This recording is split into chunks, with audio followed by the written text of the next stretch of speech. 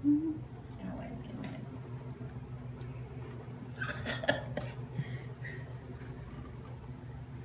morning. My name is Stacy Bennett, and this is my story, Bent but Not Yet Broken. My journey into adulthood began on May 25th, 1985, upon graduation from high school. I was a naive young lady who had spent most of her childhood sheltered in a private school. I began Jackson Christian in the 5th grade and remained here until my graduation. I'd worked hard to get to this point in my life. I was an honor student who had worked 7 nights a week to help fund my education. Consequently, my hard work would pay off, and I would be recognized on the night of my graduation. I was the only student ever in the history of the school to be presented with an award for working and paying my way through school. Unbeknownst to me, the excitement of my life had just begun, and what a life it would be. Soon after graduation, I was laid off from my job at the diner. The owner had decided to close the business. I was heartbroken. My parents did not have the financial means to send me to college, and I was dependent on my job to help my mother pay the bills. My mother was a hard worker. She had always held 2 jobs.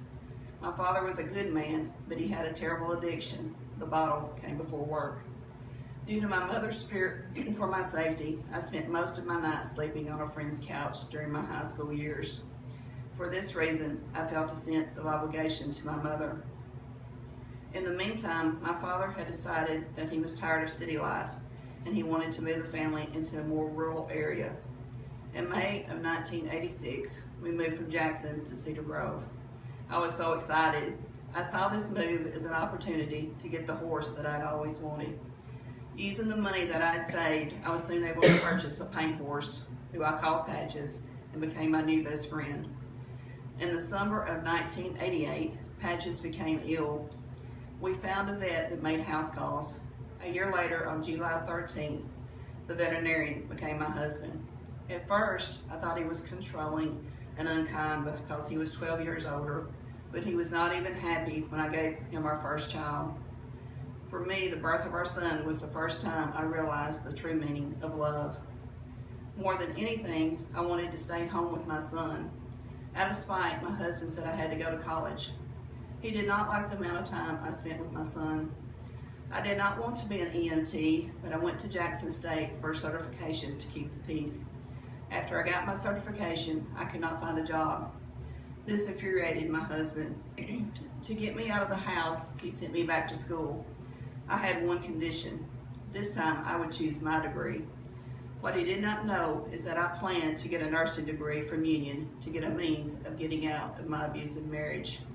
In 1993, I enrolled in Union University and began my coursework toward a degree in nursing. I worked hard to obtain my goal. While attending Union, I became pregnant with my second child, a daughter. I was happy but scared at the same time. I knew I had to finish school in order to be able to support my children.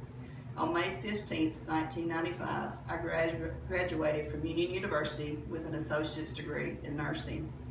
Soon thereafter, I obtained a job at the local hospital as a nursing supervisor. My newfound career gave me a sense of self-esteem that I had lost years before. I was starting to feel better about myself. I was still awaiting the arrival of my second child. This meant that I would have to take maternity leave and put off leaving my husband. When she was born, she completed my circle of love. After many years of being subject to my husband's infidelity and abuse, I finally gained the strength and the financial means to leave.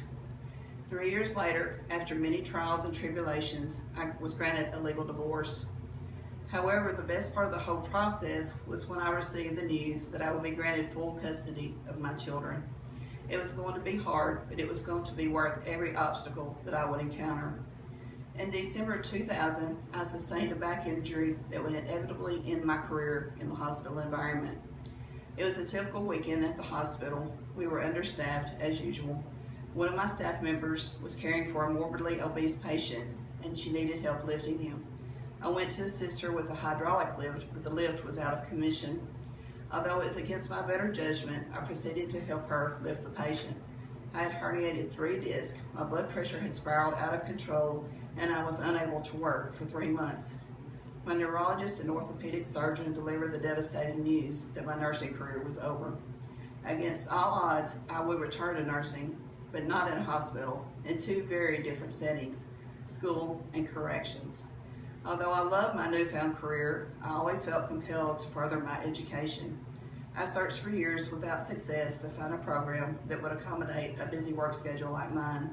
Then tragedy struck. My mother was diagnosed with stage 4 ovarian cancer. It was then that I realized the importance of living life to its fullest.